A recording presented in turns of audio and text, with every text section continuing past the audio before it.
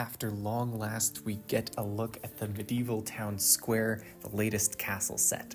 First off, the specs on this set are looking pretty good. At 3,304 pieces, this set is costing $230 or 230 euros and has 8 minifigs. It also has a couple of animals, although not as many as I think we were expecting, and I'll get to that later on in the review. Overall, this is going to be an 18 plus set. It's going to be under the icons sub-theme, and yeah, that's what we got. Let's dive in. We'll start off looking at the build and then move on to the figs and then some overall analysis. The build is pretty solid with this one. It's not bad by any stretch of the imagination, but it also feels like it's not standout amazing either.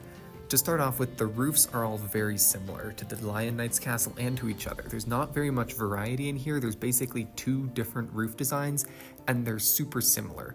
The one that's more detailed is lifted directly from the Lion Knight's castle, and the one that's less detailed is just plates with some slight detailing on top of them and is objectively worse in my opinion. There's overall a theme here that you're going to notice, which is that it's pretty much a DLC pack to the Lion Knight's castle. We also have the tower for the guarded inn. I think that's the guarded inn. Anyways, that is also a design taken directly from the Lion Knight's castle. There is the argument that if it ain't broke, don't fix it, but also I think this is representing something of a lack of design creativity and a very conservative move when they could have been doing something more interesting and more unique or inventive. For the most part, the exteriors of the buildings look pretty good, except the inn doesn't have that wooden detailing that the other buildings do. It appears to be made entirely of brick, this brownish color brick, and I really don't think that looks good on a 3-story tall building. Especially for medieval times, I feel like there would be a lot more wooden plating and detailing and siding on that like we'd see in Tudor-style buildings such as the Lego Medieval Blacksmith. The other buildings have this down fine, or at least they're just made of castle stone, and so that works. This building just kind of looks weird and off to me. Now, the specific buildings we've got here are the old farmhouse, the cheese factory, the Broken Axes Inn, the Shieldsmith's workshop, and a watchtower. But the real question is, where is the Shieldsmith's workshop? Is it in the old farmhouse 2-story tall thing with the crane, or is it in the base of the tower? It's not super obvious.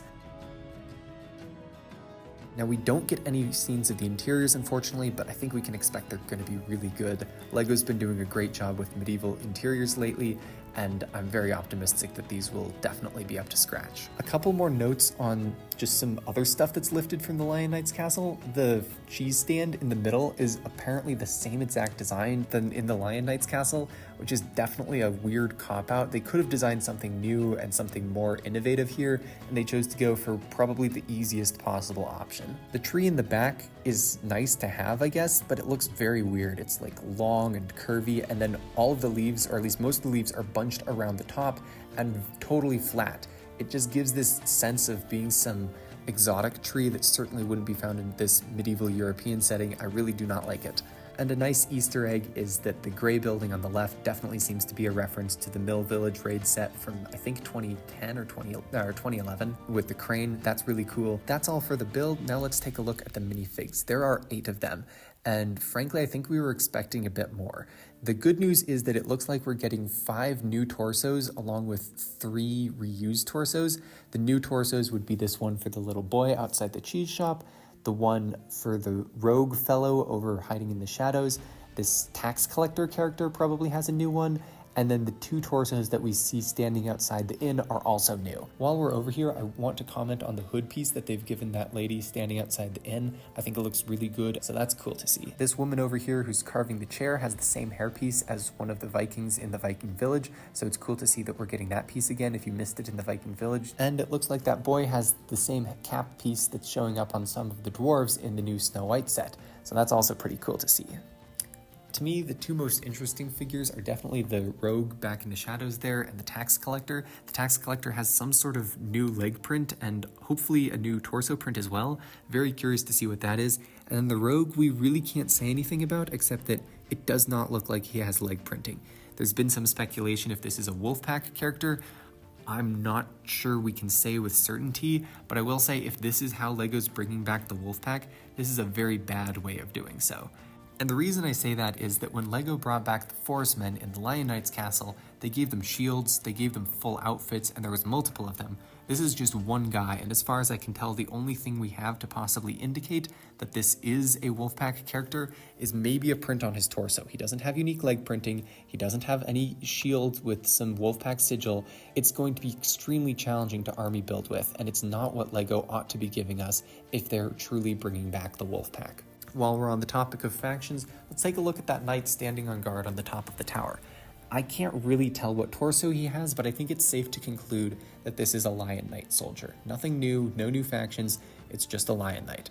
Now, we don't have a shield from him either, so it's not certain, but he's on a tower that is the exact same design as the Lion Knight's castle, and next to him are the flags, which are the same colors as the Lion Knights. So I'm pretty sure that's just a Lion Knight soldier. Of course, there's also the animals, and the one that everyone's been excited about is the new goat. He's in dark gray, that is excellent. I think that's going to be a great piece. However, there's a serious lack of animals in this whole thing. I think we were expecting at least one cow, maybe some sheep, hopefully multiple goats. But as it is, the only animals we can see are a goat, a small cat, a squirrel, and I think I counted 2 birds. Mostly it's just like the goat and then a bunch of small critters. Not the sort of medieval farm animals that you'd bring into the market, and not the sort of style that we had in the original medieval village set from 2009. That had a ton of animals, and I think it was really good for that reason, and we're really missing out on animals here. It's just like they threw in the goat because they felt like they needed some kind of highly desirable animal in this set, but then they just figured that met their animal quota and completely stopped thinking about animals, which is very, very disappointing. Frankly, I've just kind of run out of things to say on this set. It feels like it's kind of basic and kind of a disappointment. I'm not saying it's bad. It looks really nice. There's a lot of good features about it. It's just solidly designed, but also it feels like a missed opportunity. There was the possibility to introduce up to 2 new factions in this set, with the soldier guarding the tower, as well as the Wolfpack or some other rogues faction, and LEGO didn't go for it, or at least as far as we can tell, they didn't go for it. There should have been more minifigs, there should have been more animals, there should have been something more dramatic about this set to set it apart, and it feels like they went for a very safe, conservative option that ultimately isn't that exciting. The buildings all demonstrate something of a lack of innovation because they're designs that are almost entirely lifted directly from the Lion Knight's castle. There's no part of this set that makes me excited to build it or curious to see how they've built it. It's entirely predictable from this singular image, except maybe how they've put stuff in the interiors. Compare this to the Viking Village set that we got last fall, which was totally new and innovative. It brought us 2 new shield designs, brought back the old helmet piece, revived the Vikings as a medieval theme, and the builds were all fascinating. The pieces fit together quite interestingly, there was good techniques used, and it was just an exciting build. It was also an excellent value for over 2,000 pieces for just $130, and frankly, I might rather just buy another one of those than buy this set. At the moment, I really don't think that this set is something that I need to have, or that a lot of Castle fans are going to jump on. It's nothing innovative, nothing dramatic or new, just more of the same kind of thing. And that isn't bad, to be clear. I'm kind of negative on this set. I think it's good though. I'm not trying to complain. It's just a missed opportunity given what it could have been. So yeah, that's my thoughts. Thanks for watching. Hopefully you found this interesting. Let me know what you think about this down in the comments below, and until next time, have a great day.